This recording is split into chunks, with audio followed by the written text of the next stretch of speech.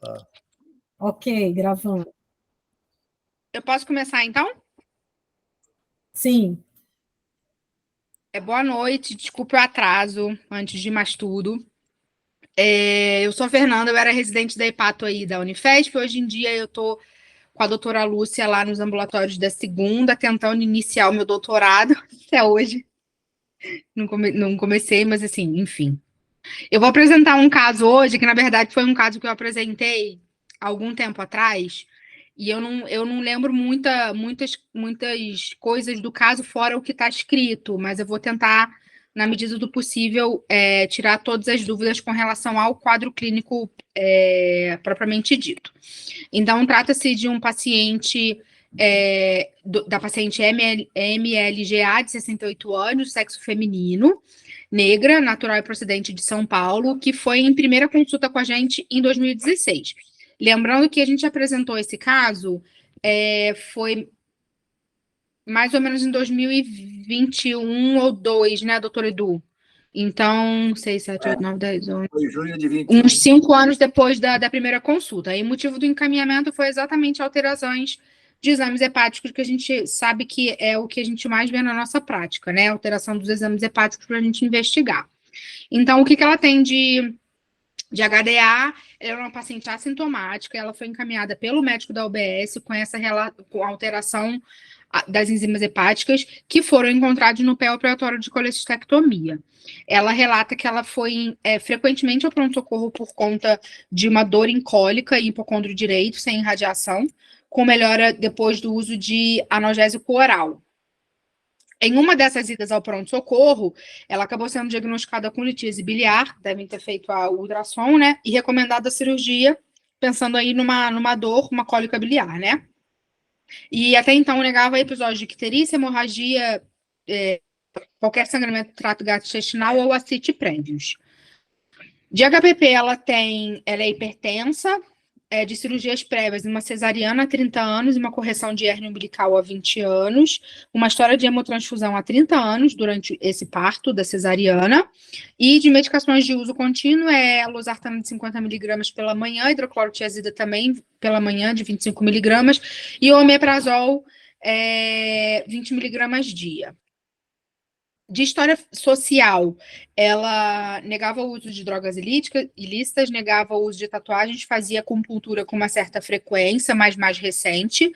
História de etilismo, relata consumo de aguardente aos finais de semana, porém abstêmia aos 40 anos. Então, era uma etilista social que já estava abstêmia há 40 anos. E ela é ex-tabagista há mais ou menos 40 anos, com comportamento heterossexual e nega comorbidade, promiscuidade. De exame físico, ela tinha um exame físico interessante, ela estava um pouquinho hipertensa, mas também só uma hipertensão mais sistólica, né? O restante das sinais vitais bons, ela tinha um MC bom de 23, e para a gente de interessante, ela tinha um edema palmar na primeira consulta, cardiovascular e respiratório sem alterações, e no abdômen ela tinha um abdômen globoso, não acítico, ruídos hidráulicos presentes irregulares, flácido indolor, com lobo hepático esquerdo palpável a nível de apêndice tifoide, e sem edema de mama inferior. Aí, doutor, por isso que eu voltei rapidinho, porque como esse caso já chegou para a gente com os exames, nessa apresentação, eu já tinha colocado os primeiros exames que ela trouxe para a gente. Você quer que a gente faça uma pausa agora, ou eu posso... Não, espera um pouquinho, vamos ver o que a Carla acha. Tá. Faz tempo que eu não falo com a doutora Carla, então vamos ouvi-la. Tudo bem, doutor? Então, uma paciente de 68 anos, né, uma paciente idosa que apresenta, no princípio, um episódio de cólica biliar, um pouco fora da faixa etária, né, que a gente está mais habituado a ver, esses episódios de colecistopatia. Mas, enfim, a gente precisa ver esse exame de imagem para certificar que, de fato, há essa alteração de litíase. Tem essa história de transfusão no passado, né? Na época, a incidência de transmissão por hepatite C por hemotransfusão era muito alta, então, assim, eu acho que é um exame importante, a depender dessa alteração de enzimas hepáticas que ela tem. Que me chamou a atenção, tem essa história de etilismo também, mas já está abstêmia há 40 anos, né? Eu não lembro consumo de aguardente aos finais de semana, então, assim, parece ser uma quantidade relativa, a gente tem que ver se não tem aí uma doença hepática já de etiologia alcoólica. E do exame físico, né, o que chama atenção é esse eritema palmar e essa hipertrofia do lobo esquerdo, né? Parece muito uma doença hepática crônica avançada, né? Mas eu acho que precisava um pouco mais de estigma para a gente ver. É uma paciente hipertensa, né? Não tem história de diabetes, tem um IMC de 23, então não sei se no passado era obesa, acabou, né? Para a gente pensar, emagrecendo, para a gente pensar num NASH associado aí, numa doença hepática secundária a isso. E outra coisa também em relação a medicações de uso domiciliar que eu vi era hidrocloro, losartano e omeprazol. Eu acho que nenhuma medicação assim, né? Claro que DILI pode ser, né, das mais variadas, diversas etiologias, mas nenhuma dessas me chama atenção assim de início, né? Eu acho que a gente precisaria de um substrato de mais informações para poder pensar em algo nesse sentido. Então, eu acho que nesse momento é importante ver a imagem mesmo, certificar de que se isso se trata só de uma doença de vias biliares, mas assim, tem que ver o que é essa elevação, né? Neoplasia também é uma hipótese numa paciente que nessa idade, que tem história de tabagismo. Enfim, eu acho que os exames complementares vão ajudar a nortear o raciocínio.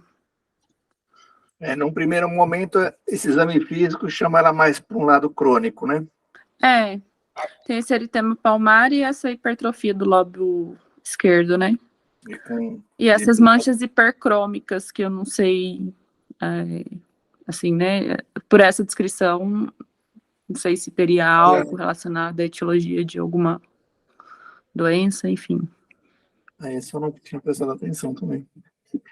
Está pensando realmente em alguma coisa crônica e aquele quadro parecendo mais um quadro biliar mais agudo, né? Uma paciente com transfusão, eu não acho que tinha tanto álcool, talvez fosse uma coisa mais de vírus C com colilitíase e cólica biliar, né? É o que dá a entender, né? Mas, e de etiologia de doença hepática, tem a história do etilismo, talvez um vírus C, e não sei, um NASH aí, não sei o perfil metabólico dela, como é que tá, né? E alguém quer mais dar opinião? Ajudar a Carla? Vírus B também, né? Há 30 anos, sei lá. Vírus B. Ela é de onde? Ela nasceu aonde? São Paulo mesmo, eu tô. Aqui de São própria Paulo. acidente de São Paulo. E se eu não me engano, essa paciente, essas manchas hipercrômicas era mais parecido com melasma. Mas aqui na região era mais um melasma, se é essa paciente que eu tô pensando. Gama, você acha que é isso mesmo ou tem mais hipóteses? Você quer um... Não, eu concordo com a Carla. Com essa lesão de pele aí? Eu só acho que assim, a gente não pode levar em conta esse lobo esquerdo palpável ao nível do apêndice tifoide como sendo uma hipertrofia, porque o lobo esquerdo ele pode ser palpável, né, abaixo do rebordo costal e está absolutamente normal, né? Então, assim, eu valorizaria mais o achado dele ter uma palmar para olhar para uma paciente com possível cronicidade, mas aí faltam outros achados, do que considerar que o lobo esquerdo junto ao apêndice tifoide seja um aumento do lobo esquerdo ou hipertrofia do lobo esquerdo, né? Mas eu concordo com os diagnósticos diferenciais, sim. Porque nós estamos vendo só história clínica, né? Não estamos vendo exames complementares, né? É que o Eduardo está perguntando se essas manchas hipercrômicas no rosto poderiam você fazer também, abrir mais uma hipótese diagnóstica para doença crônica, como uma hemocromatose?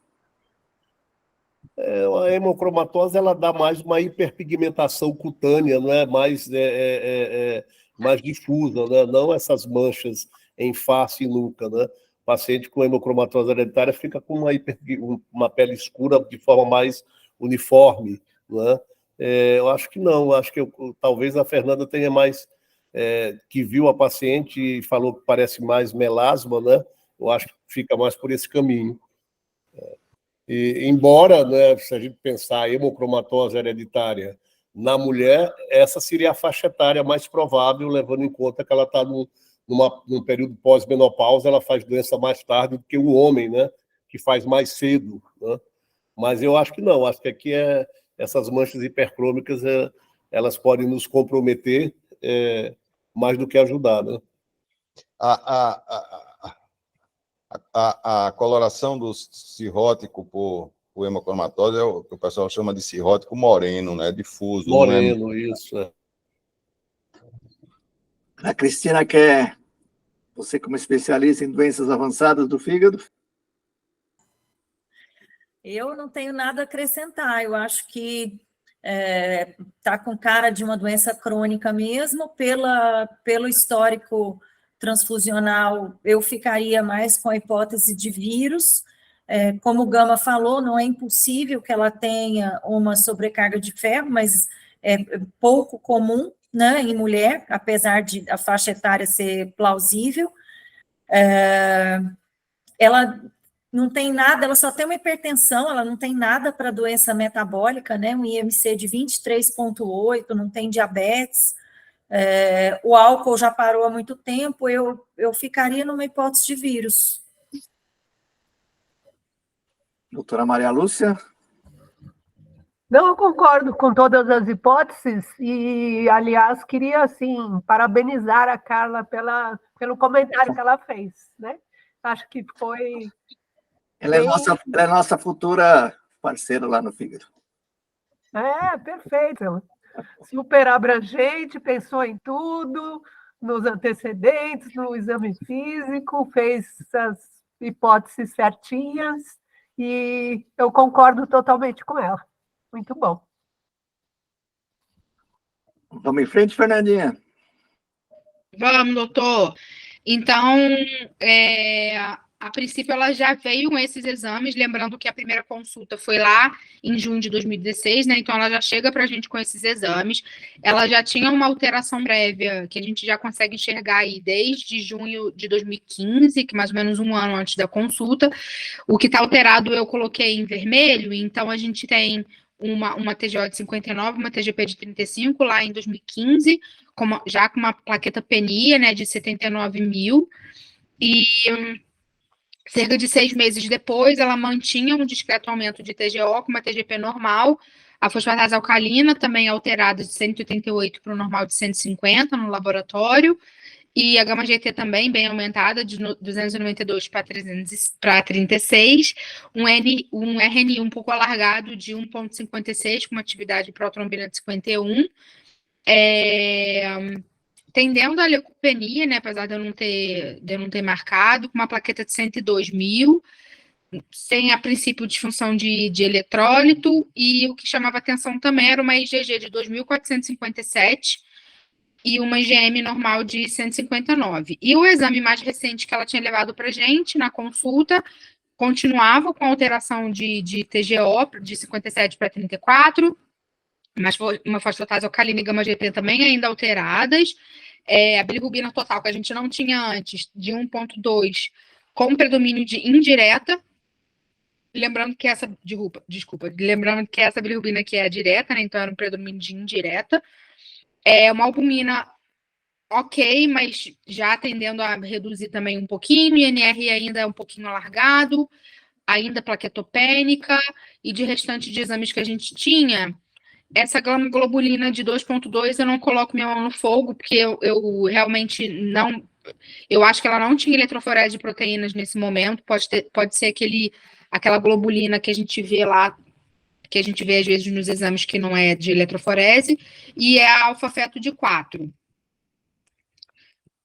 Aí, achei que já tinha alguma coisa escrita.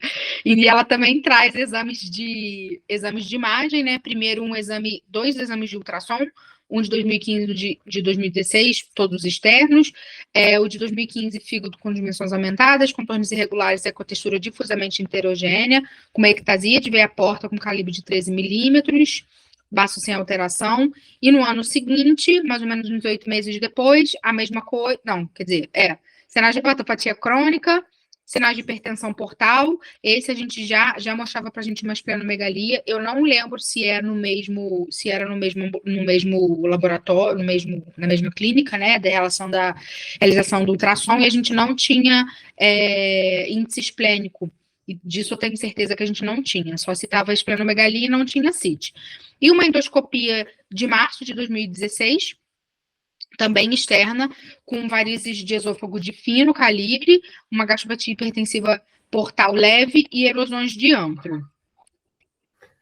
E ela trazia uma biópsia... quase que eu falo. E ela trazia uma biópsia externa também, que eu não sei se eu posso mostrar agora. Não, vamos conversar com a Carla de novo. Não tinha descrição da vesícula em nenhum desses exames de imagem?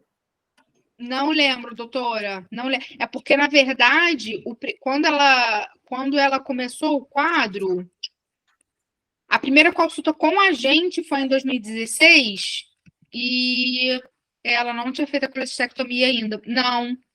Não me recordo, doutora, que eu não consegui pegar o prontuário. Tá. E me fala, e vírus? Fernandinha? Não tem vírus ainda, doutor. Tá. A Carla quer falar alguma coisa? Se ela continua firme nos diagnósticos? Descartou alguns? Então, tem essa história desse... Então, parece que, nesse momento, essa doença de vias biliares não é muito que chama atenção, né? Porque, pelo que eu entendi, pelo menos nesses exames não tem alteração de vias biliares, mas ela é uma paciente que tem uma doença hepática crônica avançada e tem hipertensão portal, né? Ela tem no exame ultrassonográfico, sinais de fígado crônico, tem na endoscopia varizes, e os exames laboratoriais corroboram isso. Tem essa elevação de GG, que eu acho que tem que prosseguir a investigação, né, para doença autoimune. Eu não estou conseguindo ver direito, porque eu estou pelo celular aqui. Mas pode ser só da cirrose também, né, apesar que 2.400 até que tá considerável, né. Acho que tem que prosseguir. E deixa eu ver, transaminases tocadas, né, principalmente TGO e gama-GT, enzimas canaliculares. Eu acho que se for para continuar pensando nessa parte de vias biliares, talvez uma colange-ressonância para investigar melhor, e aí prosseguir a investigação, né, tanto para vírus e para essa parte autoimune também. A IgG alta com IgM normal atrapalha um pouco para CBP, né? IgM, deixa eu ver, que eu não estou vendo. Tá normal. Por uma mulher de 68 anos, seria uma hipótese boa também, né? Com canaliculares altas, doença avançada, já com algum grau de hipertensão portal, com comprometimento de função. A gente esperaria uma IgM um pouco aumentada, não uma IgG, né? IgG falaria mais a favor de uma hepatite autoimune, se não for uma IgG de uma doença hepática crônica. Faltou mesmo a gente aqui, nesse momento, eram os vírus que a gente tinha pensado. Sim. Tem mais uma hipótese aí, doutor Gama? Com os exames? Então, eu acho que o raciocínio, acho que da Carla está continuando, né? Seguindo num fluxo bem coerente. Eu acho que sim, os critérios laboratoriais aqui são todos de uma doença hepática crônica avançada, com hipertensão portal já, né? Aí bem documentada. A questão agora é qual é a etiologia dessa doença hepática crônica avançada, né? Ver as sorologias virais, sim. Eu acho que tem pouca enzima, né? Tem pouca aminotransferase para se correlacionar essa IgG, que eu acho que também está expressivamente elevada, como um conceito de uma doença hepática autoimune, né? Essas enzimas canaliculares, que tem mais gama-GT do que fosfatase alcalina, que poderíamos colocar aí no raciocínio de uma doença hepática crônica avançada, com hipertensão portal, numa mulher de meia idade, que pudesse corresponder a CBP, falta aí, né, essa IgM para contribuir para o diagnóstico, mas acho que a gente deveria, na vida real, né? Cortou seu som aí, Gama. Cortou? A partir da vida real. Na vida real. Acho que na vida real vale a pena aqui com essa gama GT, embora seja maior do que a fosfatase esteja só ali, né, 168, para o valor de referência que me parece que é 135, a despeito da IgG estar ali aumentada e a IgM normal, acho que valeria a pena, buscando diagnósticos etiológicos, ampliar aí, né, essa investigação, incluindo autoanticorpos, sim, para a CBP. Trata-se de uma mulher de 60 e poucos anos, com uma doença hepática crônica avançada, com um perfil colestático aqui evidente, mas agora é o caminhar, né? Vamos ver aí o que as sorologias nos mostram, se temos autoanticorpos ou não, né? E ver se a gente chega até a biópsia hepática para a definição desse diagnóstico. Mary, você ia falar? Não, eu estava falando do microfone dele, mas eu acho que é isso mesmo. CBP, eu acho que a gente tem que considerar, mas ela dá a impressão que ela tem assim pouca colestase, sim, né?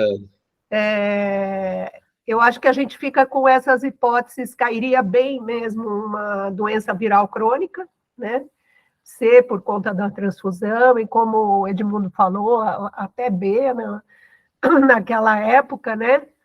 E a doença autoimune, em terceiro lugar, acho que colocaria uma CBP, mas temos que considerar por conta da faixa etária.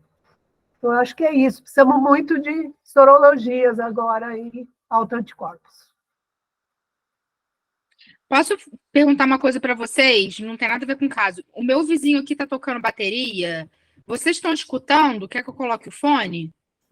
Não está ouvindo, não. Não está, não. Então tá bom. O som tá bom? Só eu.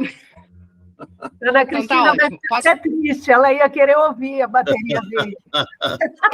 A gente acha que ele tem uma bateria eletrônica, que a gente só escuta, assim, não escuta a bateria, só o grave, né? Mas ele toca direitinho. Vamos em frente, Fernandinha. Vamos lá? Então, ele trazia, o que eu estava dizendo, que ela já trazia essa biópsia externa, né? O que falava para gente? Que tinha uma arquitetura lobular alterada pela presença de septos que esboçam nódulos, infiltrado inflamatório portal septal linfomonocitário com edema multifocal na maior parte das interfaces, necroses focais múltiplas, tumefação hepatocelular discreta e difusa. E ele laudava como F4A2 e uma esteatose grau 1. Então, essa aqui, na outra vez que a gente apresentou, foi o ponto de parada, né? Que a gente parou para as hipóteses diagnósticas. Então, um resumo de tudo que eu falei. Uma mulher de 68 anos, natural e procedente de São Paulo, com um histórico de hemotransfusão há 30 anos, uma hepatopatia crônica de etiologia esclarecer e um aumento de TGO e também de fosfatase alcalina gama GT e também de IgG, que eu não tinha colocado aqui. Mas eu acho que dá para a gente continuar, né, doutor? Porque essa biópsia... Agora é o Caio que vai mostrar o próximo passo? Não, na verdade... revisão Não, dessa na verdade, biópsia? o que aconteceu?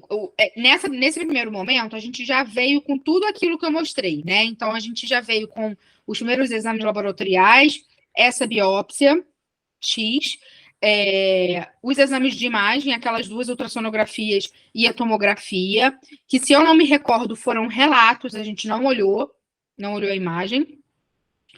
E exatamente isso, né? Essas 3 coisas. Então, logo de cara, a gente já pensou nesses diagnósticos diferenciais aí que todo mundo fez. E como ela tinha essa biópsia em mãos, como ela já tinha realizado a biópsia, que foi, não tem nem a data, mas a gente acabou pedindo a revisão de biópsia, que é onde entra o Caio, e a gente acabou solicitando os exames de investigação juntamente com a revisão. Então, enquanto a revisão não ficava pronta, a gente já tem alguns outros exames também. Vamos em frente, então. Vamos em frente? Resolver o caso. Joia. Então, aqui foram os exames que a gente...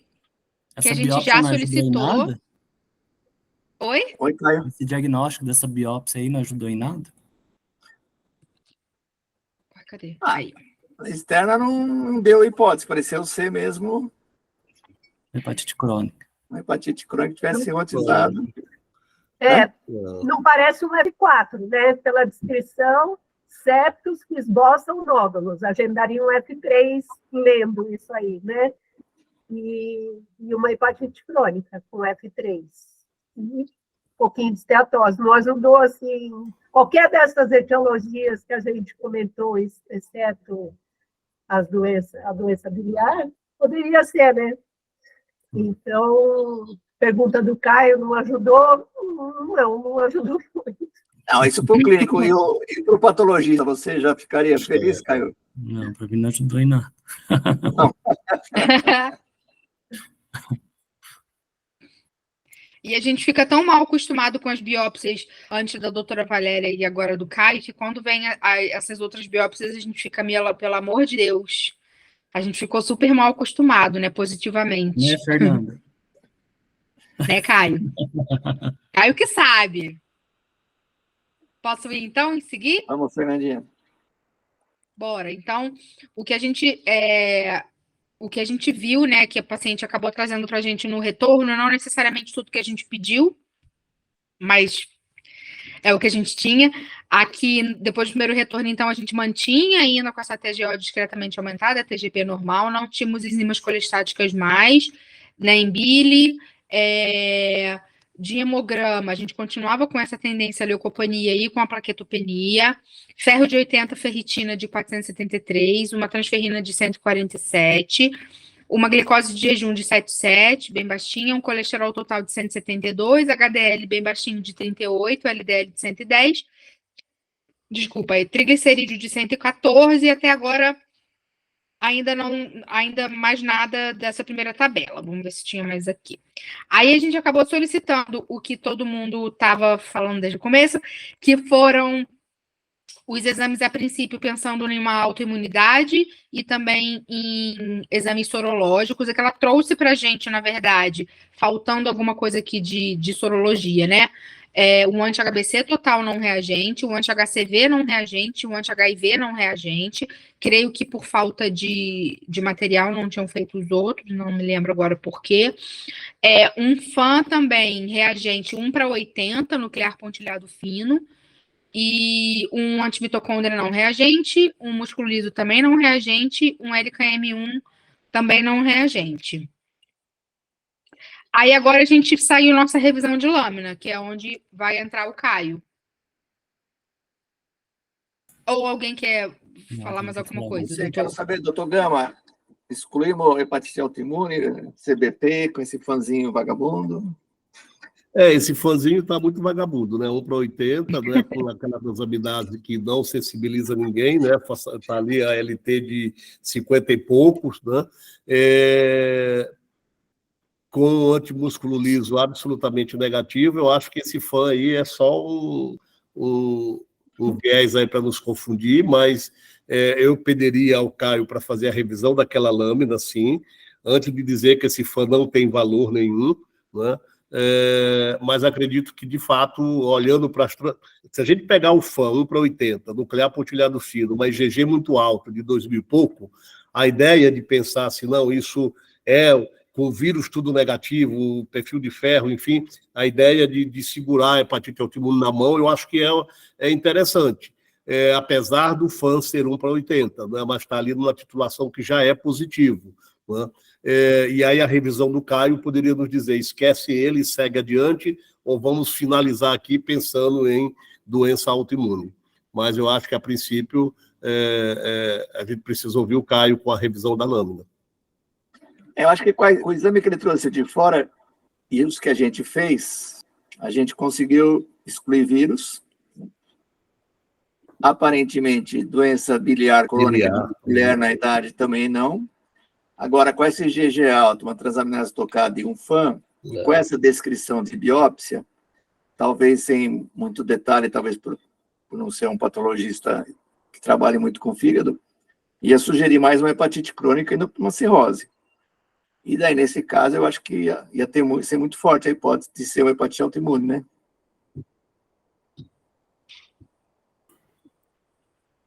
Tá mudo, Gama. Eu concordo plenamente. E aí o Caio é que vai nos dizer, né? Reforça esse diagnóstico, ou esqueça e siga adiante. Aí agora que eu tô vendo todo mundo, porque na hora que eu entrei tava tudo pretinho. Olha como eu tá não conseguia bonito aqui. Ficou bonito, ó. O infinito. Isso, um minutinho. Vocês não estão ouvindo mesmo o meu baterista aqui de cima, particular, doutora Ana? Você tem que vir, cara, aqui. Tô não. Doutora Lúcia. Que foi, Gama? Diga alguma coisa. Não, eu acho que é isso mesmo. Acho que não dá para descartar hepatite autoimune, né? Temos aí uma hepatopatia crônica, com hepatite de interface, pelo que estava descrito lá, com uma IgG alta e com um fã que não é aquele fã da senhorinha que tem aquele perfil, né? É um fã nuclear pontilhado fino. É um 80, é um título vagabundo, mas não dá para a gente descartar essa hipótese, né? Descartamos os vírus, sorologia completa não fez falta, porque tendo um anti-HBC negativo, nós estamos bem servidos, e com o anti-HCV. Então, eu acho que é uma hipótese a ser considerada aí. Vamos ver se o patologista encontra plasmócito, se ele nos dá outras informações. E não é esboço de nódulo, parece, né? Tá cheio de Você fica induzindo o patologista, ele vai se confundir, ali. Então, vamos lá. Então, em relação à revisão, a gente já olha aqui no próprio Masson, que toda a amostragem a gente já identifica micronódulos, né? Então, já é um fígado crônico, já é um fígado cirrótico. Aí sim, né, um F4, acho que só a nomenclatura lá que saiu um pouquinho errada, né? Então, F4 a gente já tem formação de nódulos, no caso, micronódulos, né? Eu falo que é micronódulos por quê? Porque eu consigo delimitar o nódulo no diâmetro da biópsia, na espessura da biópsia. A partir do momento que eu vejo isso, eu consigo falar que são micronódulos. Em relação ao HI, né, o que chama atenção? A gente vê que na parte do parênquima, né, tem um pouquinho de esteatose, uma esteatose grau 1.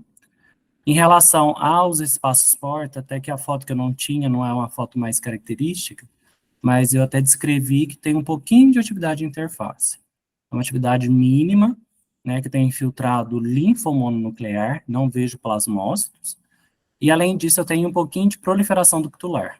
Então aqui a gente vê que tem alguns dúctulos proliferados, né, num padrão um pouquinho mais marginal, e até mesmo ao redor dos espaços porta, né, na região da interface, eu vejo até umas áreas um pouco mais claras, né, até um pouquinho mais de edema e talvez de próprios sais biliares aqui retidos, tá?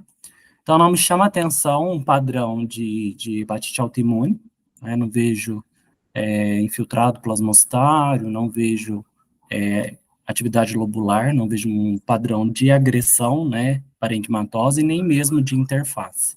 É mínima interface. Mas o que chama atenção? Quando a gente consegue olhar no maior aumento a região periportal, a gente consegue identificar esse material eosinofílico sendo depositado no citoplasma, principalmente de hepatócitos periportais, tá? Então, a gente vê esses glóbulos eosinofílicos, né, intracitoplasmáticos, com predomínio periportal. Né? Quando a gente faz, então, um PAS com diastase, a gente consegue até identificar, né, até mesmo com uma coloração bem mais evidente, a presença desses glóbulos, né, os glóbulos de acúmulo de alfa-1. E, no caso, a gente fez o PAS, né, que a gente consegue ver, né, nesse rosa mais forte, são PAS com diastase, e, no caso, também a gente fez até a pesquisa por imunohistoquímica, e a gente conseguiu detectar mesmo o acúmulo e a deposição da alfa-1. Então, aqui é imunistoquímica, a gente consegue identificar a presença desses glóbulos, né, igual eu falei, nos hepatócitos periportais. Então, eu vejo esse material depositado, né, esse glóbulo, que aí eu consigo identificar a periferia dele, parece que tem um reforço, né, mais escura, em contrapartida, a área central, ela tem esse aspecto mais empalidecido, né? Então, mostrando mesmo que é um caso que eu tenho a deficiência de alfa-1, eu tenho a retenção desses glóbulos, né, desse material eosinofílico. Então, o diagnóstico a gente liberou como uma cirrose micronodular, com uma mínima atividade de interface associada, então, à deficiência de alfa-1, e a imunistoquímica a gente conseguiu comprovar mesmo o acúmulo, mostrando positividade para alfa-1, que tem esse padrão granular citoplasmático, né, e o padrão típico que a gente vê um predomínio, principalmente em hepatócitos periportais. Isso. Tinha alguma coisa no HE que te fez pesquisar? Quando você ampliou, que apareceu aquela dúvida ali? Como? Por que você pesquisou o alfa-1? Você, no HE, você Não, tinha no mostrado... HE você já consegue glóbulos, identificar os glóbulos, né? Você vê ele, né, já no citoplasma. Aí você faz um PAS, aí o PAS com a diastase, ele ressalta ainda mais o glóbulo. Aí a gente faz imuno só para documentar. Para ilustrar ainda mais, né? Ô, Caio, esses glóbulos hialinos PAS positivo, seria a mesma coisa que você encontraria, por exemplo, naquele artigo que falava de glóbulos hialinos na hepatite autoimune? Hepatite autoimune. É a mesma coisa? Mesma coisa. Né? Ah. Eles são PAS sensíveis, aí você lava com a diastase, aí ele impregna. Aí você consegue identificar até com mais facilidade. Perfeito. Então, é deficiência de alfa-1. Obrigado, Caio. Fernandinho, acho que paramos aqui. Agora nós vamos ouvir a doutora Ana, é isso? Não sei, eu tenho mais coisa aqui no caso. Tem mais coisa no caso? Tem, espera aí. Então vamos lá. Espera aí rapidinho, vou parar aqui rapidinho só para... Agora, então, se a gente não tem o patologista Caio, a gente trata como hepatite autoimune, é isso? É isso aí. É isso que na prática a gente acaba fazendo e tendo erro diagnóstico e tratamento errado, porque a gente não tem o patologista. É dureza a gente dureza. Não ter um bom patologista. E não tem, na prática a gente acaba batendo cabeça e erra diagnóstico. Nem fala. Já dizia Sheila. É bem pouquinho o restante, viu? É só mais o segmento, tá? Então, aqui o Caio já falou qual que foi a revisão, né? Só que para a gente ver a diferença do laudo, né? A gente vê um lado um pouquinho melhor escrito, e é exatamente isso que ele falou. Então, aqui é o prosseguimento do caso, né?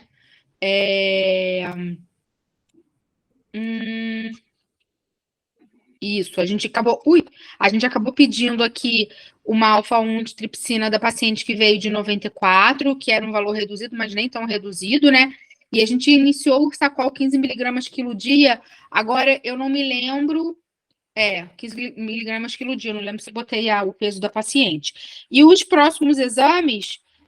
depois que a gente já tinha feito o diagnóstico, ela mantinha, a princípio, um aumento ainda um aumento de transaminase, agora aumentou até um pouquinho de TGP, que ela não tinha aumentado antes. As colestáticas que continuaram aumentadas, a bilirrubina aumentou um pouquinho com predomínio de direta agora, a albumina baixou um pouquinho mais, o RNI ainda é alargado, ainda plaquetopênica e leucopênica, e a alfa-feto a gente manteve o segmento, primeiro 3,2, depois 2,9, lá já em 2 de maio de 2018.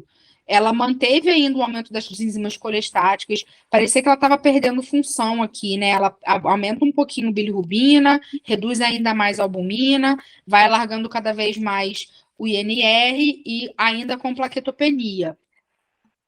E dos exames mais recentes, de quando a gente tinha apresentado o caso, ela fez realmente uma piora significativa. A princípio, ela piorou bem as bilirrubinas, depois diminuiu um pouquinho, depois voltou a aumentar. A albumina seguia em queda, o INRE seguia alargando. Aí ela começou já a apresentar uma anemia. Aqui a gente já estava fazendo o segmento já da cirrose dela, apesar de eu não ter botado os exames, mas a gente já estava, se eu não me engano, inclusive fazendo acompanhamento no ambulatório de cirrose, mantendo a plaquetopenia.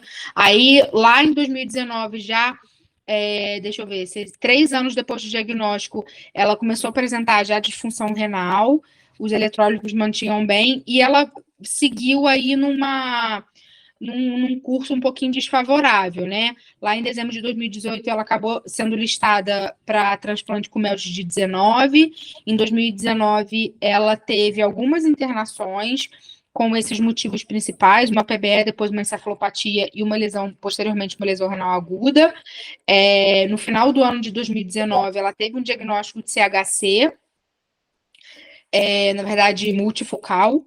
E em março de 2020 ela acabou sendo internada por Covid. Março de 2020, muito provavelmente foi quando eu a vi pela primeira vez, né? Que foi quando a gente já estava fazendo acompanhamento dela, principalmente internada. E em maio de 2020, de março para maio, ela teve uma piora significativa, aumentou bastante o MELD, chegou a um MELD aí de 33. E se eu não me engano, a gente apresentou esse caso exatamente aqui, numa das internações que ela estava bem grave. Eu não vou saber agora, infelizmente, peço até desculpa pelo desfecho, se essa paciente está bem ou não está, mas eu lembro que foi uma evolução relativamente rápida. Na verdade, rápida não, né? Depois dessa internação por Covid, ela realmente ficou muito, muito mal. E aqui, só o último slide da minha época de residentes, nossos residentes de hepato e os da gastro, que eu tenho saudade. Obrigada. Boa, Fernandinha. Então, semana passada, a doutora Ana foi convidada para uma mesa redonda de deficiência de alfa-1 e ela deu uma revisada no assunto e a gente convidou ela para contar um pouco o que temos de novo na deficiência de alfa-1 antitrypsina. Então, vamos lá. Na verdade, vou compartilhar aqui a tela. Esse título que temos de novo, inclusive, é da aula sua.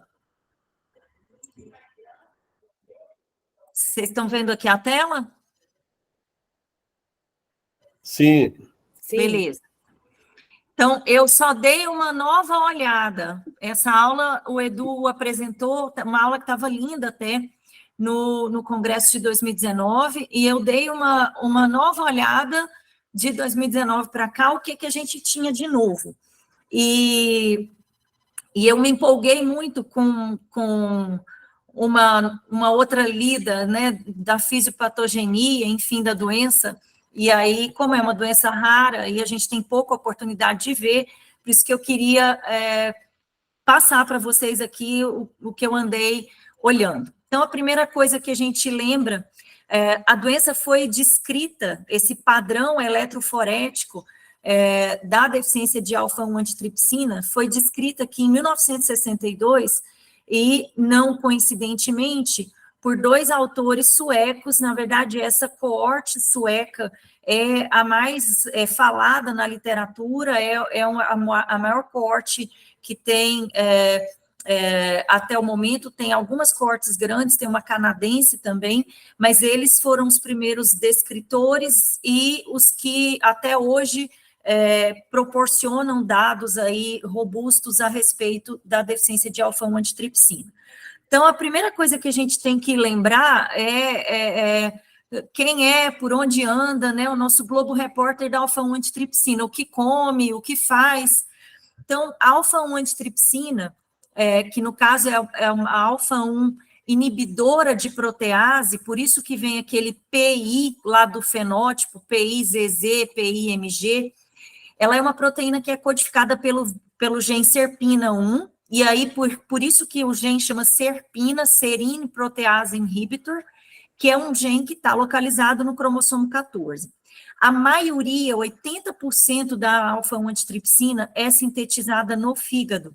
Também tem síntese em macrófago e em células epiteliais pulmonares.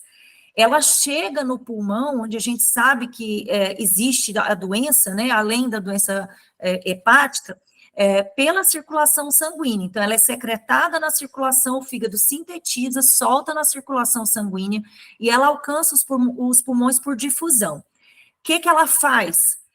Primariamente, ela inibe a elastase neutrofílica. Então, ela regula a degradação do tecido. Por que ela é importante no pulmão? O pulmão entra em contato com qualquer antígeno, então vamos colocar aí o tabaco, que é o principal, né, que estimula a doença nesses pacientes. Então, apresenta antígeno, vem neutrófilo, o neutrófilo destrói, vem para destruir o antígeno, e aí, nesse processo inflamatório, destrói tecido. Então, a alfa-1 antitripsina, ela protege os tecidos dessas lesões associadas à inflamação.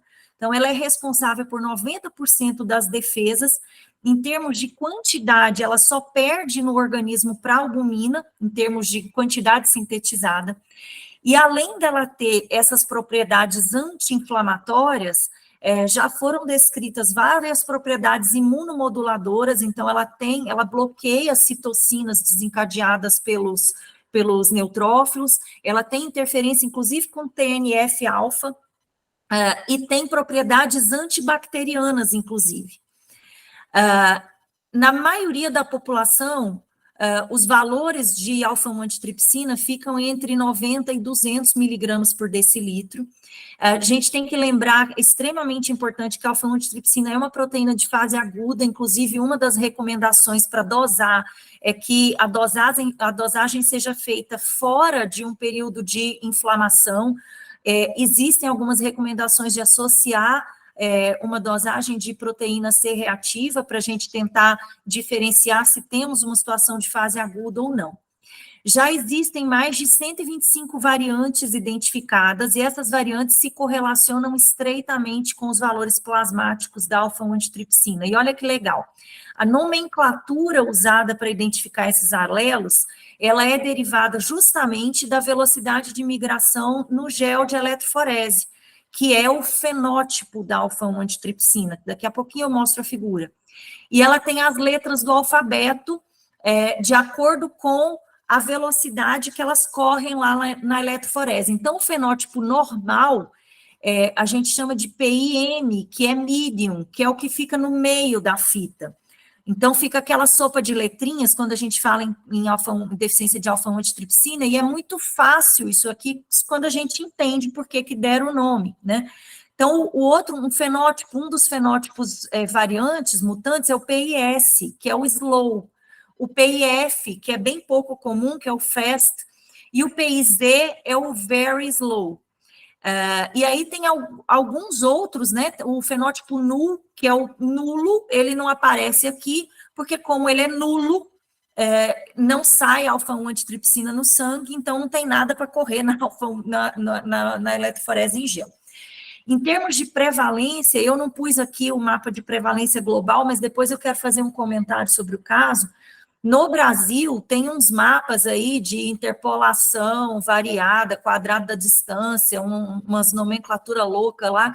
A gente tem uma estimativa de 6 mil portadores de deficiência de alfa-1 antitripsina no Brasil. Então, assim, a gente está perdendo esse povo, né?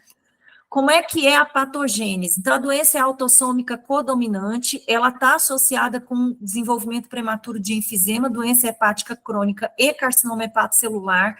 Como a doença é rara, é difícil provar maior risco de carcinoma hepatocelular. Não coincidentemente, essa paciente tinha o caso que eu vi semana passada lá de Brasília. O paciente foi para o transplante e no explante apareceu um carcinoma hepatocelular que ele não tinha tido diagnóstico antes. Daqui a pouquinho eu explico o porquê disso, faz todo sentido. O que acontece é uma mutação, por exemplo, para a variante Z, que é a que faz mais doença hepática, de uma substituição de um aminoácido nessa porção 342, substitui glutamato para lisina, nessa variante Z, e aí essa mutação, seja a Z, seja a S, seja a F, o que acontece?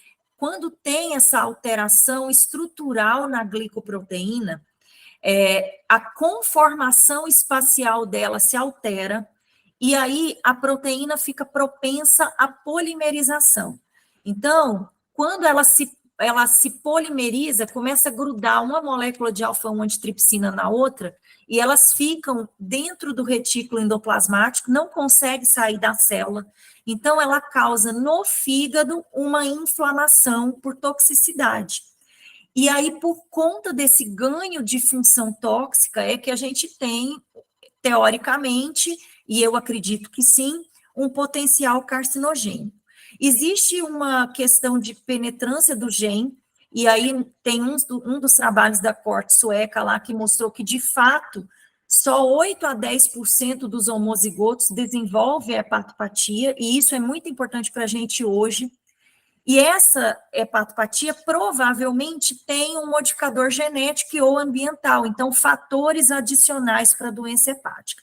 Então, aqui está o mecanismo proposto de polimerização. Essa aqui é a proteína normal, né? Então, ela tem essa amarelinho aqui, que é essa alça reativa, e essa alfa reativa, ela tem que ligar nessa fita alfa aqui. E aí, quando a proteína é sintetizada de uma maneira defeituosa, a conformação espacial dela muda, e em vez dela se acomodar nessa folha alfa, nessa fita alfa, ela fica livre e ela insere na folha alfa de uma outra proteína adjacente. E aí vai grudando, vai polimerizando. E aí essa polimerização faz com que a proteína não consiga sair da célula. Então, a doença no fígado é por acúmulo. Então, a gente tem a teoria da doença hepática, que é por ganho de função, que eu acho até chato falar com ele, não tem ganho de nada, né? Você está perdendo, você está tendo doença, mas é por ganho de função tóxica. E a doença pulmonar acontece por perda de função protetora. Então, aqui a gente tem a polimerização, e é isso que vai fazer as inclusões PAS positivas, como o Caio mostrou lá, que são as inclusões PAS positivas, são os grânulos polimerizados da alfa-1 antitripsina. Tanto que existe a possibilidade da gente não achar aqueles grânulos grandes e ficar como se fosse areia, que é uma das causas de falso negativo na histologia. Não vê os grânulos grandes e vê as areinhas, né? E no pulmão, a gente tem toda uma perda de proteção, de função anti-inflamatória, e aí isso causa um enfisema, e é um enfisema caracteristicamente panlobular. Então, aqui, quais são os mecanismos propostos para a deficiência de alfa-1? Um ganho de toxicidade intracelular consequente à proteína mal formada e à polimerização, uma perda de função fisiológica por conta da ausência da alfa-1 antitripsina selvagem e um ganho de toxicidade extracelular por conta da alfa-1 antitripsina polimerizada. E aí, como é que a gente faz o diagnóstico? Então, os níveis, a gente deve suspeitar todas as vezes que a gente tiver níveis de alfa-1 antitripsina no soro menor do que 10 a 15% dos valores normais. Então, eu falei para vocês que a maioria dos indivíduos tem entre 90 e 200. Existem alguns autores, inclusive tem um trabalho, eu estava comentando isso com a Ana Lúcia, bem legal, que está no Jornal Brasileiro de Pneumologia, que é do Dr. Jardim, aqui da escola, e que eles sugerem um ponto de corte de 116 para que a gente prossiga na investigação. Essa paciente tinha 94,9. Depois, no final, eu vou comentar o que eu até achei assim do caso, de coisas interessantes. E aí, se a gente tem um valor de alfa-1 antitripsina suspeito, a gente faria o fenótipo da alfa-1 antitripsina. Então, é isso aqui o que eu queria mostrar para vocês. Ó. Esse é o fenótipo da alfa-1 antitripsina, que é a eletroforese, né? E a gente veria uma migração alterada. a gente pode fazer também o genótipo da alfa-1 antitripsina, e na histologia a gente veria os glóbulos corados pelo PAS nos hepatócitos. O fenótipo, ele é feito com focalização isoelétrica. O problema do fenótipo, e hoje em dia a maioria dos autores está preferindo, entre aspas, deixar de lado o fenótipo, isso não é um consenso, mas para quando existe, tem alguns trabalhos mostrando que você tem ganho no diagnóstico, se você vai direto e tem condição de ir direto para o genótipo, porque o fenótipo precisa, de uma expertise na interpretação, na leitura, então por isso a gente teria uma dificuldade técnica. E o fenótipo não identifica todas as variantes patológicas e, obviamente, ele não identifica as nulas, porque o fenótipo nulo é o que não produz alfa-1 antitripsina. Então, ele tem doença pulmonar, mas ele nunca vai ter doença hepática, porque se não tem alfa-1 antitripsina, não tem o que polimerizar. E aí não vai aparecer nada na eletroforese. Então, o genótipo identificaria todas as variantes.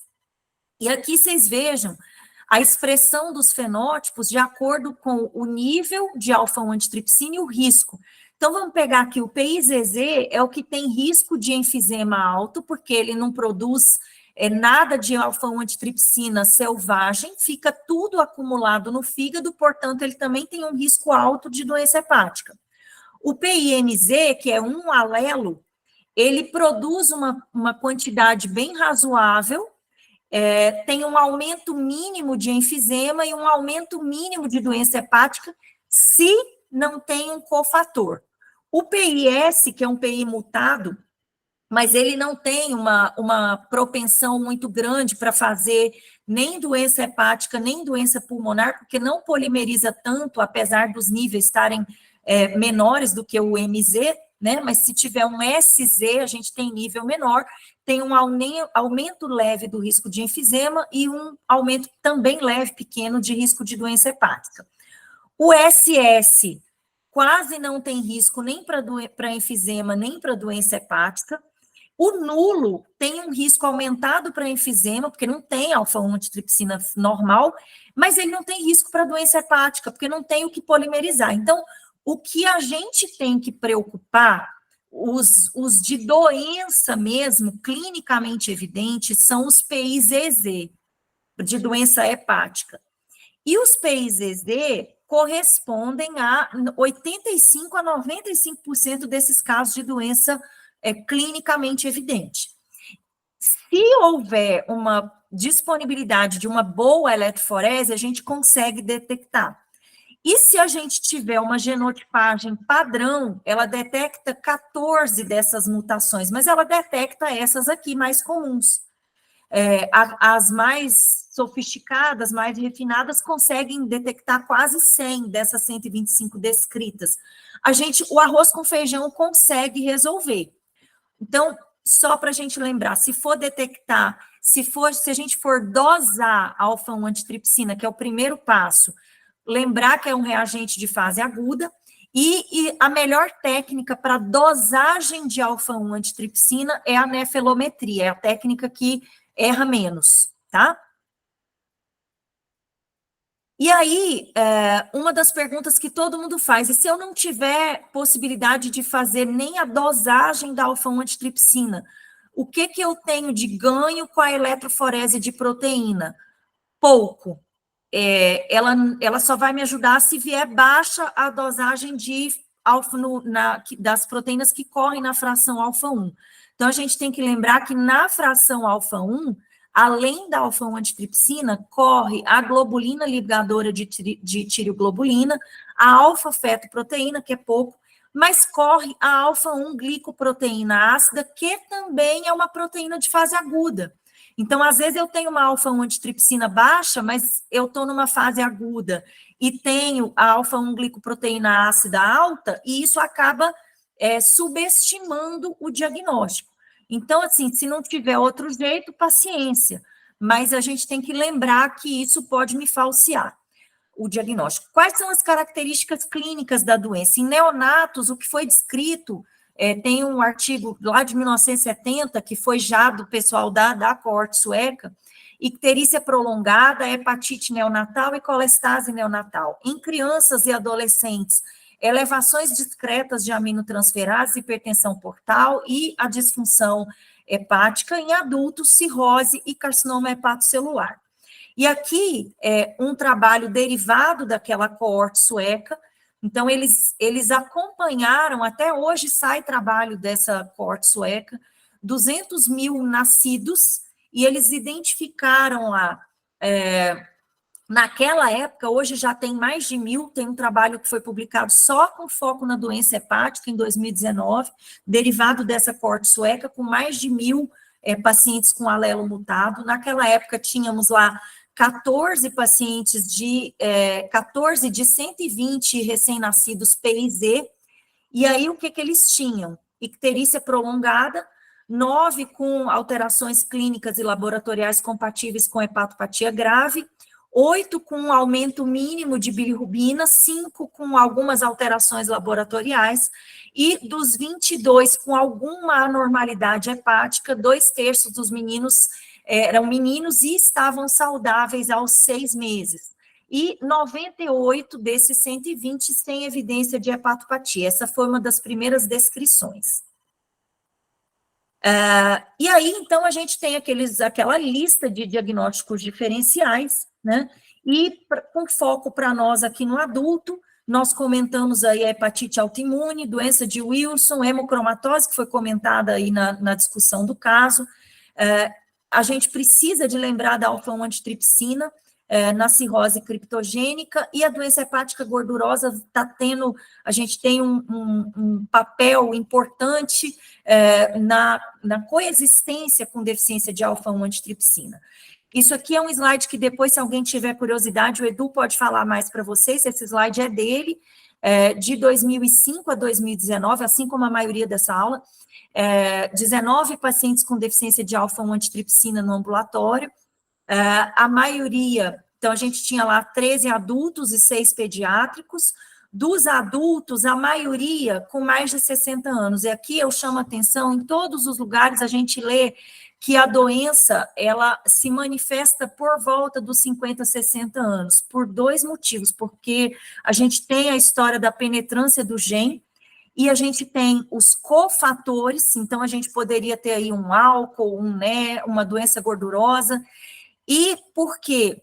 Qual é o mecanismo que o organismo lança mão para poder minimizar esse ganho de função tóxica? Então, esses hepatócitos que ficam túrgidos com a alfa-1 antitripsina polimerizada, eles inflamam, desencadeia processo inflamatório, radical livre, por isso que vem essa questão da inflamação repetida, do risco do carcinoma hepatocelular.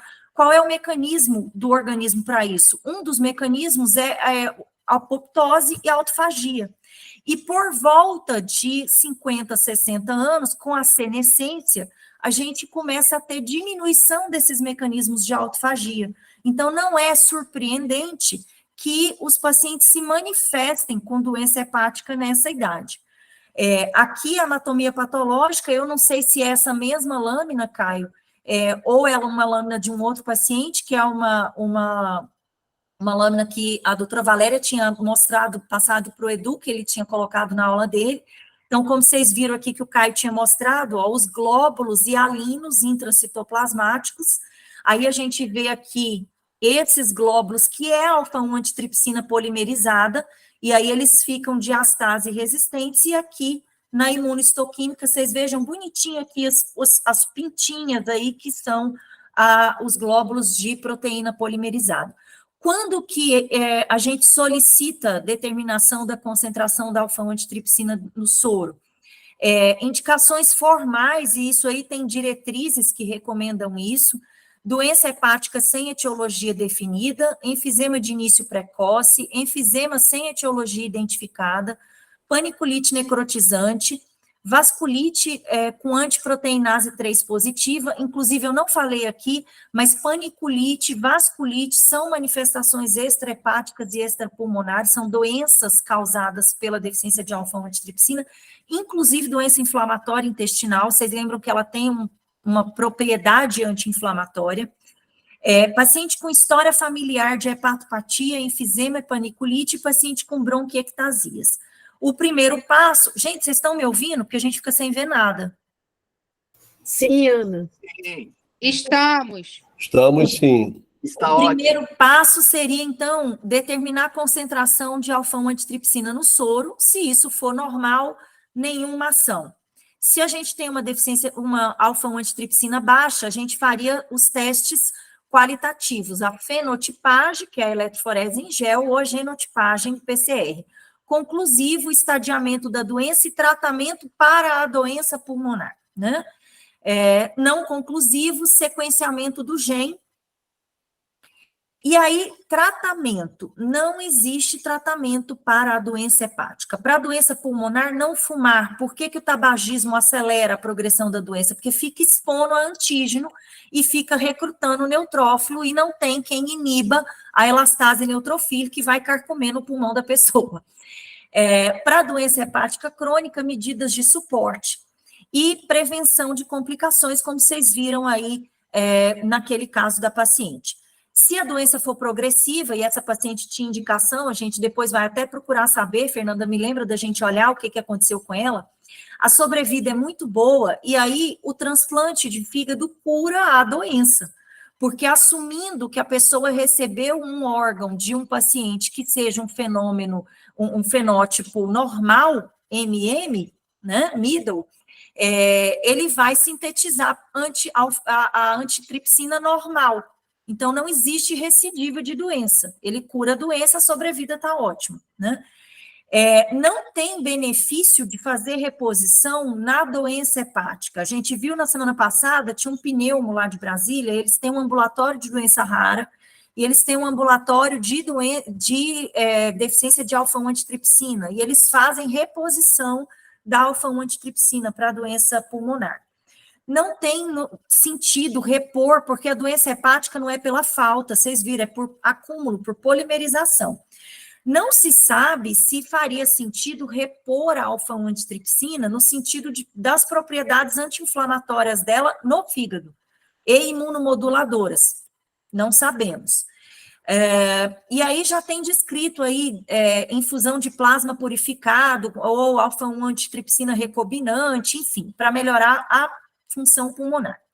O que a gente tem de novo? Então, se a gente imaginar que a doença é rara, mas assim, em descendentes europeus, a gente tem uma em cada 25 pessoas teriam um alelo mutado, e uma para cada 1000 pessoas seria homozigota ZZ. Então, assim, não é tão pouco. Se a gente estimar 6.000 pacientes com fenótipo homozigoto ZZ no Brasil, não estaria tão pouco, né? E como a doença pode se manifestar em vários órgãos e sistemas, faz todo sentido ver o que a gente poderia ter de informação adicional. Então, um trabalho de 2018 que avaliou as características clínicas e histológicas de adultos com deficiência de alfa-1-antitrypsina numa coorte de não cirróticos. Então, o que eles encontraram? O que foram os destaques do trabalho? A frequência da fibrose hepática, que não é diagnosticada em portadores de deficiência de alfa-1-antitrypsina, é alta. A quantidade de alfa-1-antitrypsina no fígado é variável e poderia explicar o fenótipo clínico. E, síndrome metabólica, fator de risco para fibrose hepática. Então, vamos lá. Se nós estamos dizendo que a doença, né, que a penetrância do gene vai depender de fatores, inclusive ambientais, e o ganho tóxico de função vai levar à inflamação, e esteatose, inclusive, é uma das manifestações da doença, né, dos achados da doença, por conta desse ganho tóxico de função. Se eu tenho uma outra condição que me faz uma função tóxica, que me gera inflamação e esteatose, eu poderia potencializar essa expressão. Então, olha só, se a gente olhar aqui nos pacientes que tinham fibrose menor que 2 e fibrose maior ou igual a 2, as características de síndrome metabólica foram estatisticamente diferentes. E aí, os níveis de aminotransferase e gama-GT foram estatisticamente diferentes. A contagem plaquetária foi um pouquinho menor, não foi lá essas coisas, né? Glicemia, triglicérides, olha só, que são os componentes de síndrome metabólica. E aí, se a gente for olhar, aquela paciente do caso não tinha doença hepática, não tinha doença pulmonar. Eu até vou ousar dizer aqui por quê, hora que eu finalizar. Mas a coexistência de doença hepática e doença pulmonar, ela é comum, mas ela não é tão comum, em torno de 20%. São comorbidades relativamente comuns, mas a gente não deve ficar esperando doença pulmonar para falar, não, mas não tem doença pulmonar, não deve ser deficiência de alfa-1 antitripsina. Pode ser sim, certo? E aqui, as características clínicas e histológicas, olha só, o número de grânulos, né, quanto mais glóbulos, isso se correlacionou com o grau de fibrose, e, obviamente, quanto mais inflamação portal e inflamação lobular. Então, aqui mostrando as lâminas, né? Então, quanto mais acúmulo de grânulos PAS positivos e quanto mais glóbulos, né, de alfa-1 antitripsina, polímeros, pior o grau, isso se correlacionou com maior fibrose. Um outro trabalho de 2019, esse aqui foi derivado daquela coorte sueca, então aqui a gente já tinha, o que eu falei para vocês, 1.595 indivíduos PIZZ. Doença hepática foi encontrada em 10% dos pacientes. E aí, olha só, homens maior que 50 anos, é a hora de estabelecer doença, cursos elevados, né, episódios elevados, repetidos de elevação de enzimas, infecção, hepatite, então uma comorbidade, e olha aqui de novo o nosso amigo diabético, tá? Nesta coorte, a prevalência de doença hepática em adultos PIZZ foi de 10%. Aqui, um outro trabalho de 2018, já abordando tratamento com uma droga que seria uma droga para interferência com RNA. Então, a gente partiria do princípio da deficiência de alfa-1 está associada com fibrose e cirrose, e eu teria uma droga com interferência no RNA para tentar beneficiar a doença e reduzir a polimerização, o acúmulo dessa proteína mal formada nos hepatócitos. Essa primeira droga, que não recebeu nem nome, que essa é a ARC-AAT, ela reduziu a dosagem da alfa-1 antitripsina, a quantidade de polimerização, mas essa droga foi descontinuada por eventos adversos. Mais recentemente, isso agora, em 2023, outros trabalhos mostrando uma associação de desenvolvimento de doença hepática em pacientes que têm um fenótipo, né, uma heterozigose, um fenótipo MZ, e que tem doença hepática não alcoólica. Então, na análise de regressão logística, idade, gênero, índice de massa corporal, diabetes e o fenótipo MZ foram associados com o desenvolvimento de eventos, né, descompensação de doença hepática.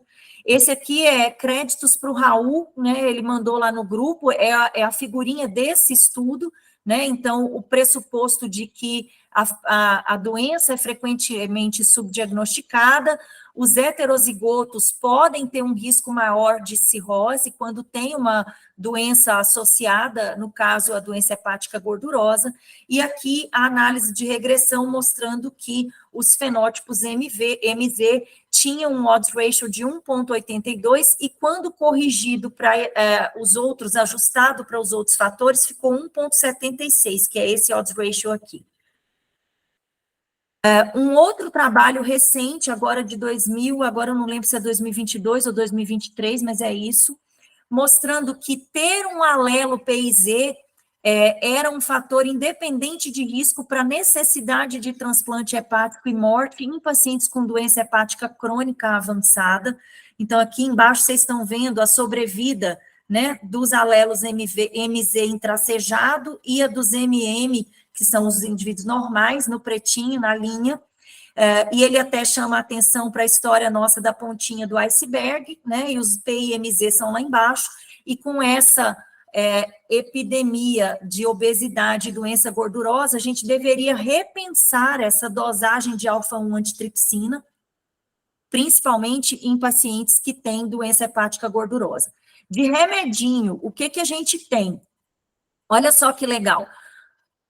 Se o mecanismo de autofagia é um dos mecanismos de proteção do organismo contra esse ganho tóxico, então, que drogas a gente poderia tentar usar que aumentem a autofagia, né? Então, elas reduziriam o pool de proteínas mal formadas e essas consequências proteotóxicas, né?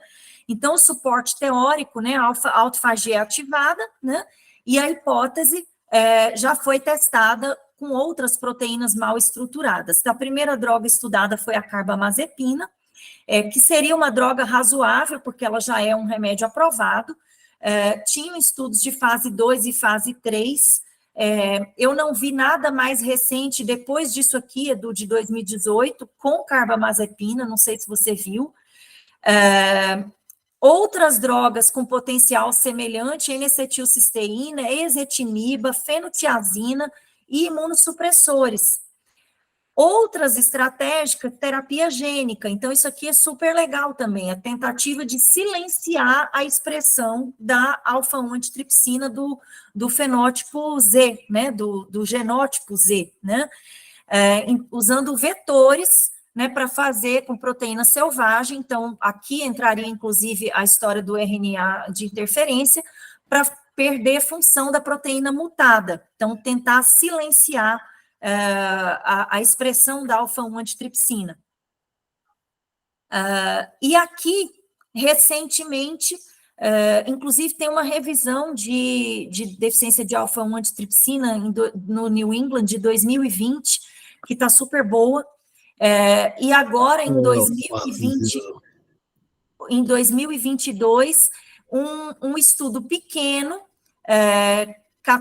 8 pacientes num braço e 4 pacientes num outro, com essa droga Farzirizan, que é uma droga que é uma terapia de RNA de interferência, tentando regular a expressão gênica. Então, o Farzirizan, ele ligaria ao receptor de azialoglicoproteína do hepatócito e facilitaria a captação e transporte intracelular de proteínas. Então, provavelmente, ele reduziria o acúmulo de alfa-1 antitripsina mutada e a excreção dessa alfa-1 antitripsina na circulação, com uma conformação provavelmente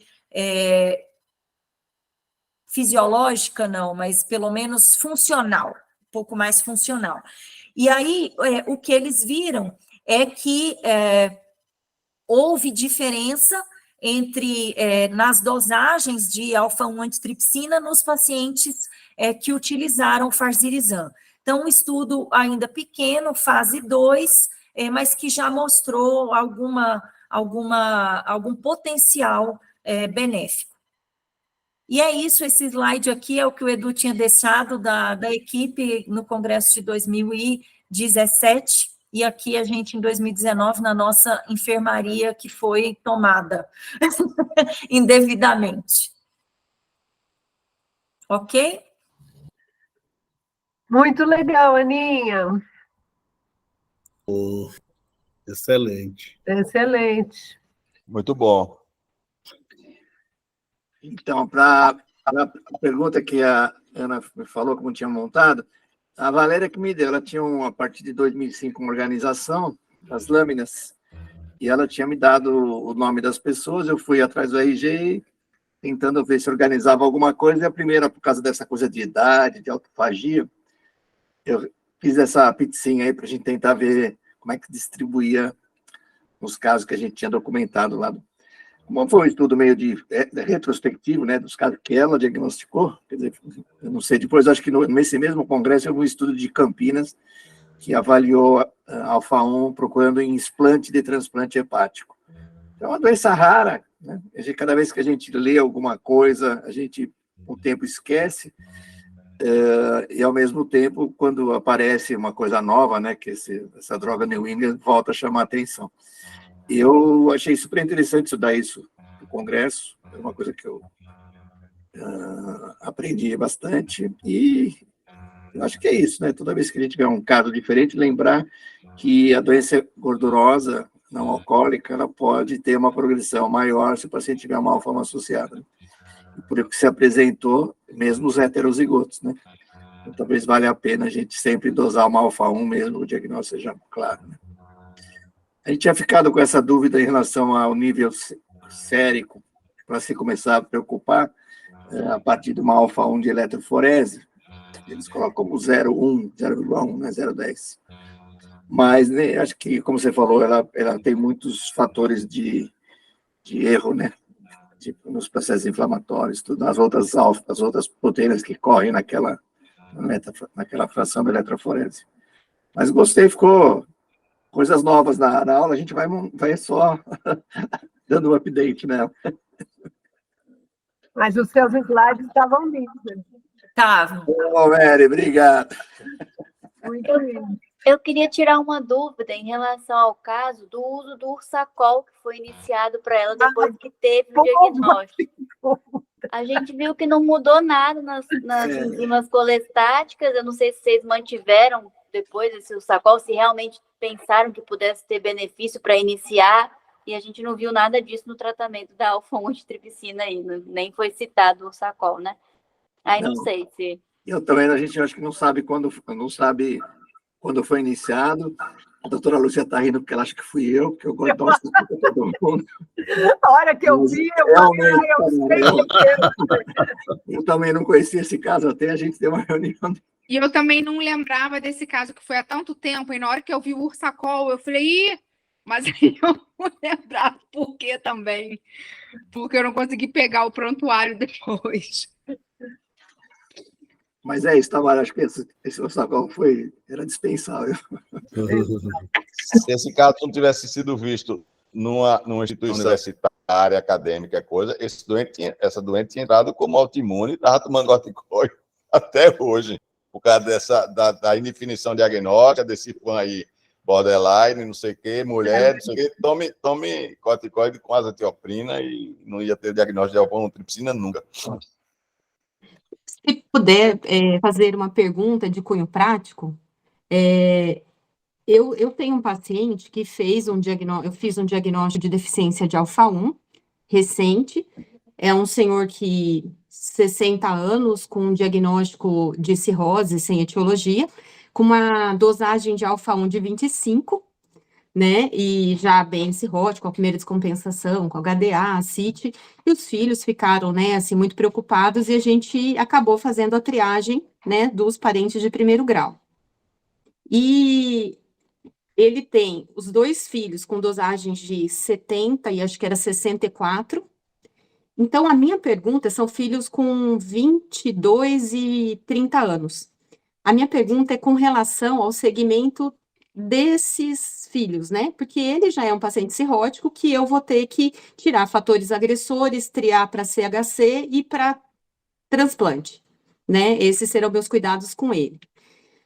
Com os filhos, eu orientei a questão de tirar fatores agressores, mas fiquei muito assim na dúvida de exames aprazados a cada quanto tempo, o que eu vou instituir de segmento para os filhos, né? Que ainda são muito jovens. Eu não tenho ainda genotipagem de nenhum deles, nem do pai, nem do caso índice meu, né? Eu não tenho, eu não sei, possivelmente ele é um PIZZ com 25 de alfa-1, né? Mas, assim, apesar dos meus 20 anos aí de formada, mas, assim, meu primeiro caso de deficiência de alfa-1 de acompanhamento, queria ver com essa questão que pudessem me orientar do segmento dos filhos, né? Rita, muito legal o seu caso. Muito legal sua pergunta, totalmente pertinente. Bom, eu concordo com você, você não tem o genótipo, mas é muito provável que esse paciente seja um PIZZ, tanto por probabilidade estatística, quanto pelos níveis da alfa-1. Você viu lá que existe uma estreita correlação entre os níveis de alfa-1 e o fenótipo / genótipo. Provavelmente, os 2 filhos que têm dosagem de 70 e 64 são heterozigotos PIMZ. Então, assim, eu não conheço recomendação vou até pesquisar, mas eu acho que não, de um segmento específico para heterozigotos. Mas eles precisam de afastar fator adicional, claro. Então, esses são os caras que não podem ter sobrepeso, não pode ficar dislipidêmico, disglicêmico, não pode ingerir álcool. Não deve existir mesmo essa recomendação, mas até nesse artigo lá do New England de 2020, eles colocam, tem algumas referências mostrando que os métodos não invasivos para estratificar fibrose também têm uma acurácia boa, razoável para boa, para os pacientes com deficiência de alfa-1 antitripsina. Então, eu não sei, isso eu vou falar da minha cabeça, talvez até valesse a pena, já que a gente tem tanta facilidade, acompanhar esses pacientes, mas eu não tenho nem noção de periodicidade, né? Orientar a restrição alcoólica e evitar os fatores associados para a progressão e, eventualmente, acompanhar com métodos não invasivos de fibrose. Não tem muito mais o que a gente fazer, né? Certo, não, obrigada. Que, assim, eu tenho um caso semelhante, mas, na verdade, foi uma paciente que chegou para mim já uma paciente adolescente, já com o diagnóstico de uma deficiência de alfa-1 antitripsina, mas ela é um PI, acabei de mandar até para a doutora Ana, é um PISZ, e foi muita coincidência, assim, porque isso eu acabei lendo no Up to Date, tem mais ou menos um mês atrás, o que eu decidi fazer com ela, não sei se vai te ajudar muito, porque o PISZ, em especial, ele tem um risco muito leve, muito mesmo, de evoluir com enfisema, mas o paciente precisa de um fator de risco importante que, para ele, seria o tabagismo. Então, eu falei para ela, tem possibilidade de você fumar. E como existe um risco de chance muito pequeno também de doença hepática, eu fiquei com receio de dar alta e recomendei exatamente isso que a doutora Ana Cristina falou. Falei, olha, você tem uma chance muito baixinha de ter uma doença hepática, então tudo aquilo que a gente pode fazer para evitar que você tenha uma doença hepática que está às nossas mãos, seria evitar exatamente etilismo, evitar o uso de droga hepatotóxica, essas coisas. E eu vou fazer um acompanhamento com ela porque eu fiquei meio receosa de dar alta. A princípio, eu até comecei semestral, mas eu achei que fosse too much. Aí eu deixei anual mesmo, porque a menina realmente não tem nada. Ela tem adolescente, não tem nada. Talvez anual, adolescente. Eu não sei a idade de Deus, Rita. Mas, assim, teoricamente, a doença se estabelece na 5ª, 6ª década. O caso que eu vi lá de Brasília foi essa idade também. Aqui, vocês viram, a mulher tinha 68, que é aquela história de senescência e diminuir os mecanismos de autofagia. Então, a gente tem que ficar de olho no lá para frente mesmo. Não pode soltar o povo no mundo. Né? Os meus o pai tem, que é o caso índice, tem perto dos 60 anos, e os filhos têm 20, acho que era 24, 26 e perto de 30 anos. E esse de 30 anos estava até programando ter filhos. E daí ele até veio com todas as perguntas, né, por ser uma doença autossômica, de transmissão, mas eu não sei o genótipo dele, como eu falei. Até pedi para eles passarem por geneticista, fazer um aconselhamento. Eu acho que eles provavelmente... Vai ter que ver a esposa deles, né, também. Mas como ele é PI, provavelmente, pelo valor aí, deve ser PIMZ, né, ele já sairia de cara de 25% de chance, né, só se desse a falta de sorte de ter uma esposa com um alelo mutado também, né?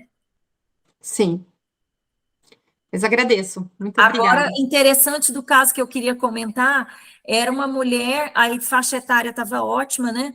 Era dentro do padrão, era uma mulher negra, e a deficiência é descrita caracteristicamente em descendentes europeus, e a gente não tem muito dado no Brasil. O slide que eu peguei de prevalência global, e andei catando umas figurinhas por aí, a gente não tem muito dado no Brasil, e mesmo na África tem uns poucos países que têm dados, e a prevalência não é muito grande.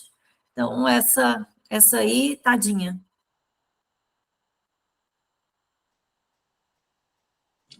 Legal. Alguém quer fazer mais perguntas para a doutora Ana? Quer fazer algum comentário? Quero fazer uma pergunta. Doutora, parabéns pela aula, foi maravilhosa, como sempre. Em um dado momento da aula, você comentou que esses pacientes, eles têm alguma dificuldade da gente detectar um CHC, às vezes, de uma maneira mais precoce. E eu não sei se eu perdi a explicação, queria saber exatamente o porquê. Qual que é essa razão? Não, na verdade, Carol, não é uma dificuldade, a detecção é a mesma.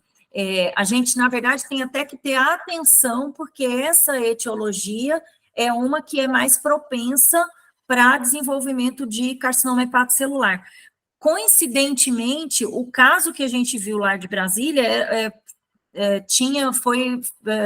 o CHC foi detectado no explante, mas também não era um CHC grande. Não, a gente não tem nenhuma peculiaridade em relação a diagnóstico do CHC, não, é o mesmo diagnóstico dos outros CHCs em outras etiologias. Obrigada.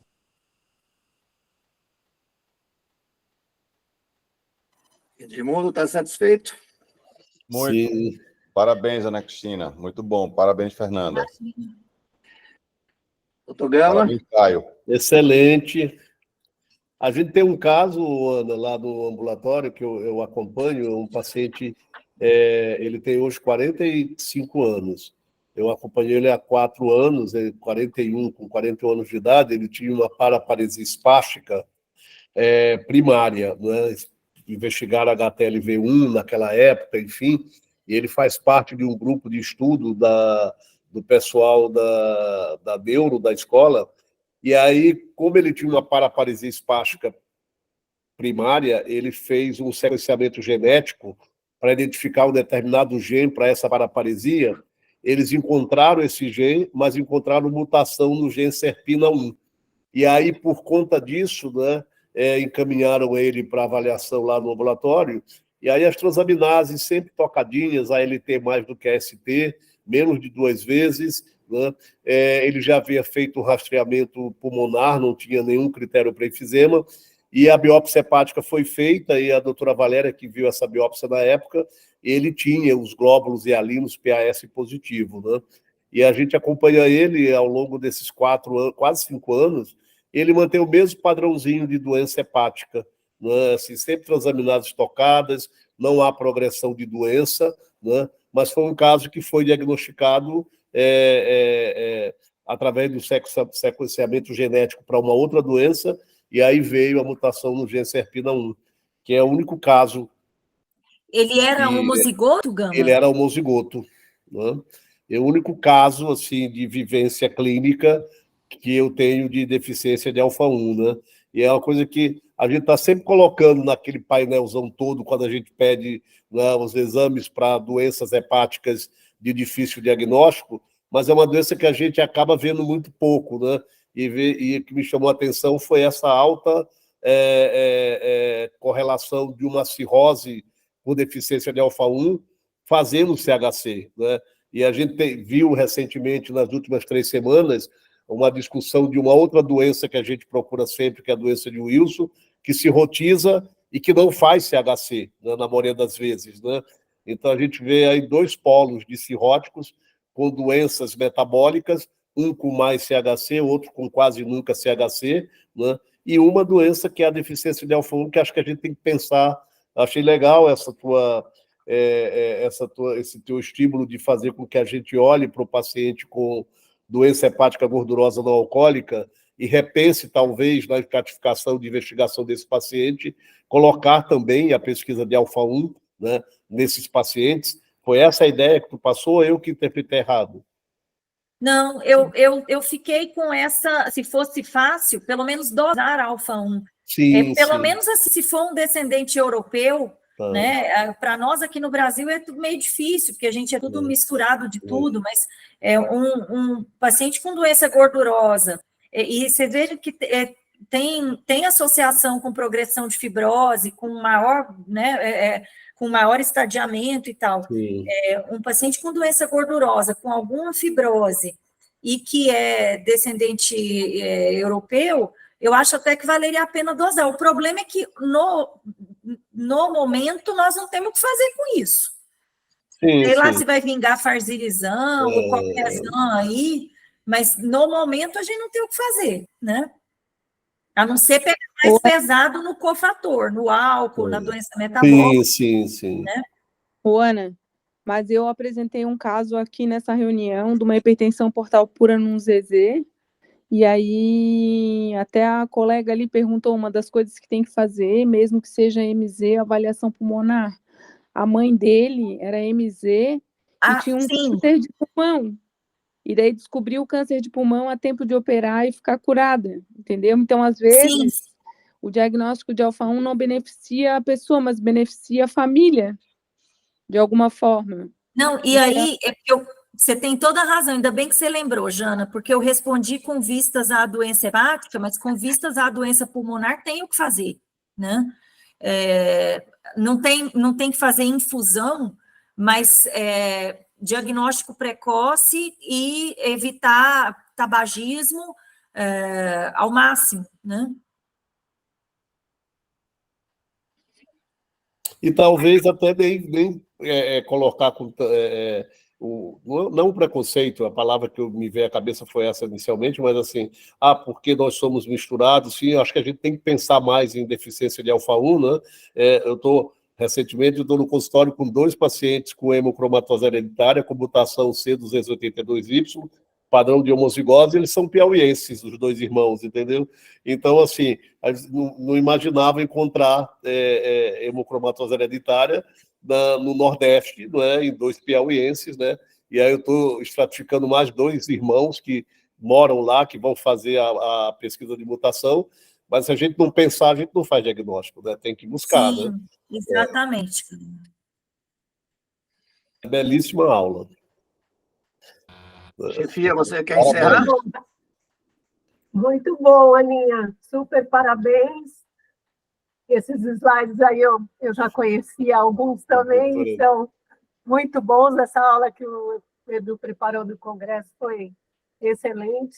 Às vezes a gente mergulha, né, numa doença diferente e acaba descobrindo um monte de coisa muito interessante. Então, parabéns, e vamos ver se a gente descobre o que aconteceu com ela, né? Se conseguiu transplante, se morreu, se a gente tem alguma outra informação. Eu vou tentar achar o RH dela, doutora. Quando eu montei o caso, eu acho que eu não anotei o RH, mas eu vou procurar. Beleza. Tchau, né? Boa noite. Boa noite. Jantar, né? Boa noite. Tchau, gente. Um prazer revê-los. Foi ótima aula.